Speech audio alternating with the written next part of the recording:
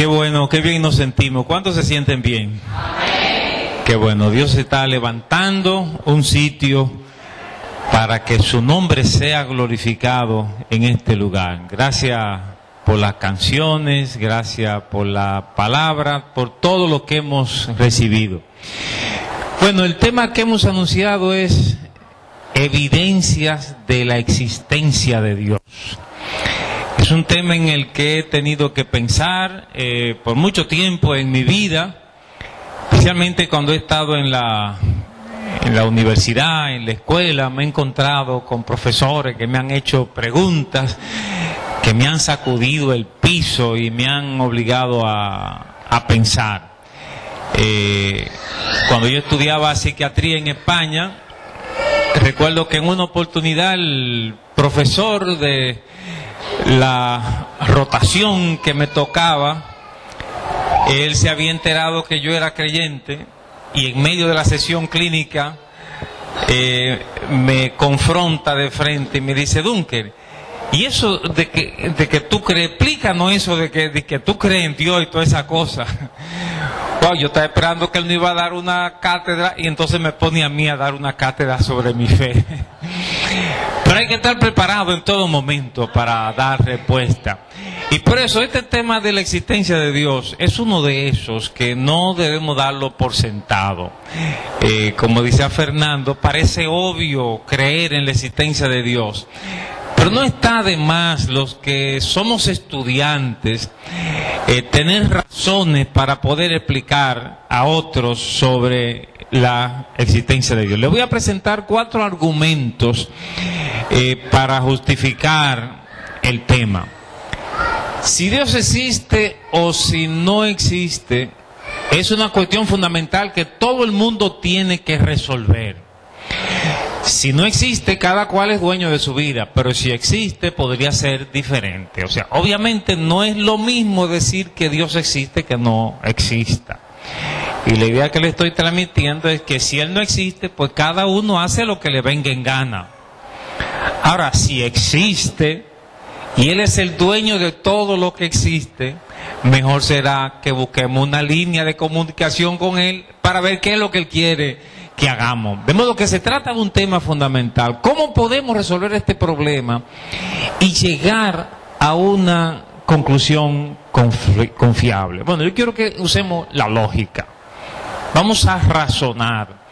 Y vamos a hacerlo, perdonen la inmodestia, usando los conocimientos científicos. Para esto yo quiero proponer 4 argumentos que son evidencia de la existencia de Dios.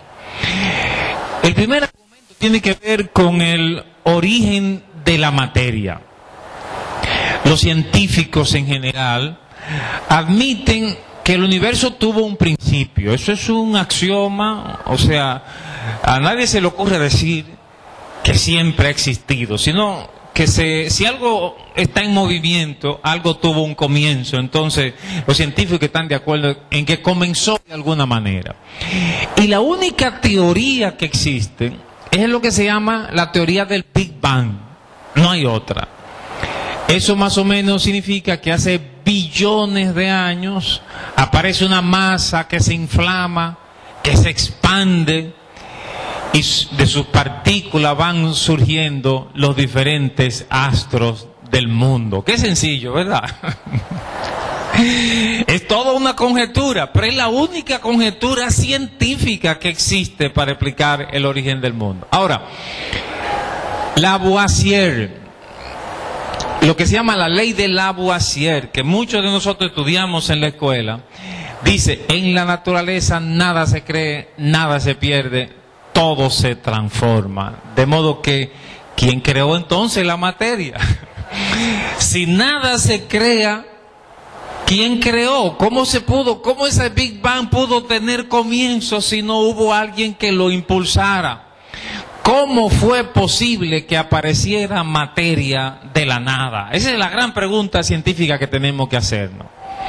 Otro obstáculo a esa teoría del Big Bang es la ley de Newton, o ley de la inercia, que dice más o menos, los cuerpos tienden a conservar su estado de reposo o movimiento, a menos que una causa externa intervenga. Newton explicó muy claro que si tú tiras una piedra, esa piedra se detiene porque la rotación la detiene, la fuerza atmosférica la detiene y hace que caiga finalmente. Pero si no fuera por la fuerza de atracción atmosférica, de la gravitación universal, esa piedra seguiría indefinidamente.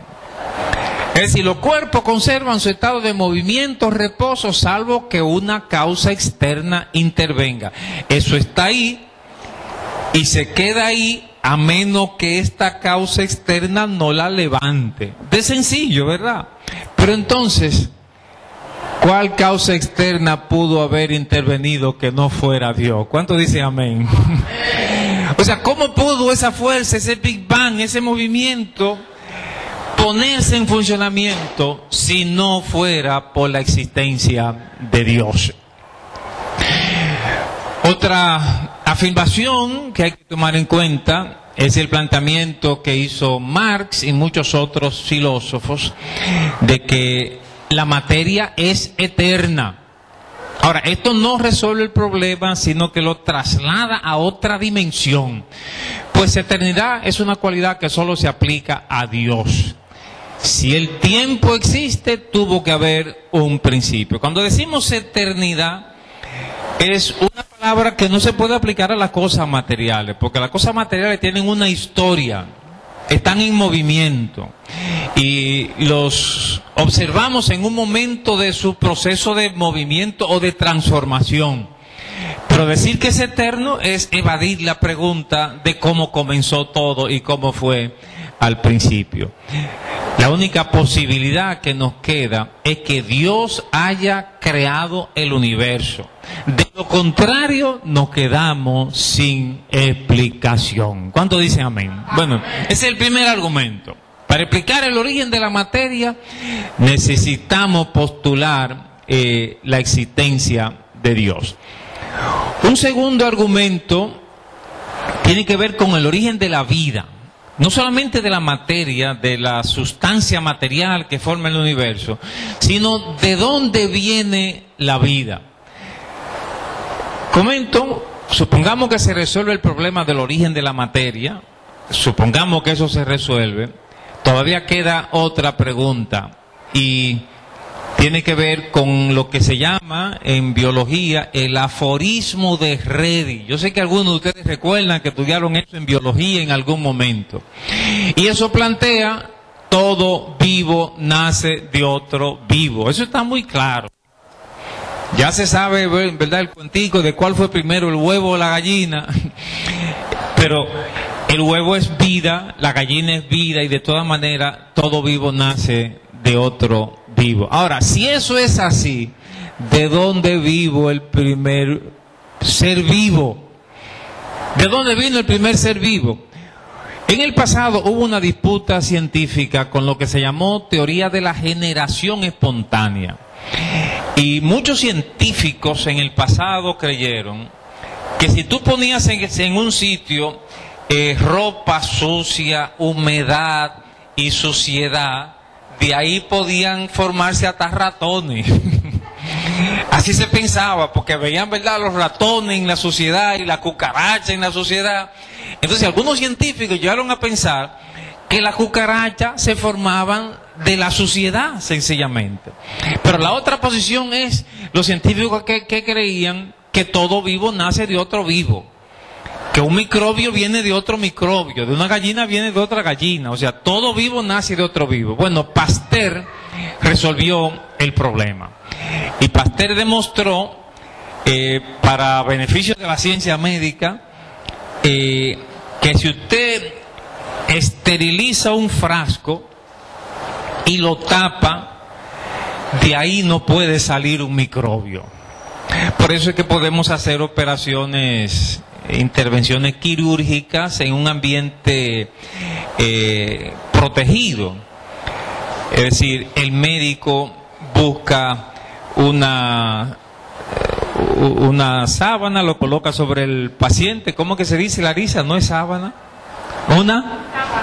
Un campo, ¿verdad?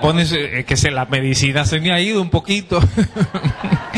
El médico pone sus campos ahí estériles, es decir, fueron hervidos y son traídos envueltos, se colocan ahí, y cuando el médico va a hacer la operación se lava, hay casi un ritual para lavarse las manos con jabón, y usted tiene que ver los médicos lavándose las manos. Eso es todo un ritual, cómo lo hace, para que las manos al momento de hacer la intervención estén estériles.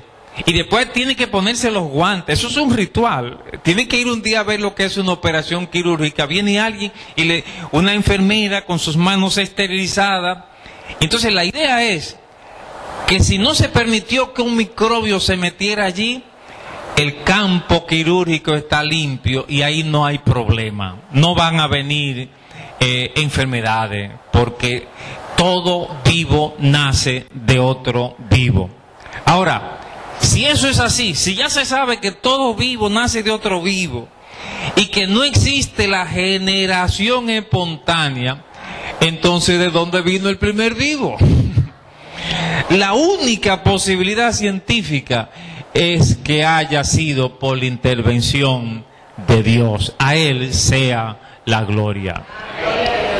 Otra variable en esta situación es la creación de vida en el laboratorio. Hay ingentes esfuerzos para producir a partir de la materia vida, a partir de la materia inorgánica, materia viva.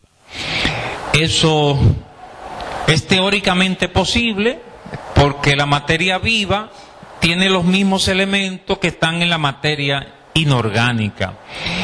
Y algunos científicos han descrito los pasos desde la materia inorgánica a la materia orgánica. Lo difícil es lograr el paso. O sea, que usted cree las condiciones para que la materia inorgánica se transforme en vida. Todavía no es posible, pero no dudemos que eso se pueda lograr. Quizá no se logra, pero quizás se logra. Ahora, lo importante es decir que si un día eso se logra, quedaría demostrado que se necesita una mente que intervenga para crear la vida, y esa mente solo puede ser Dios. ¿Cuánto alaban a Dios?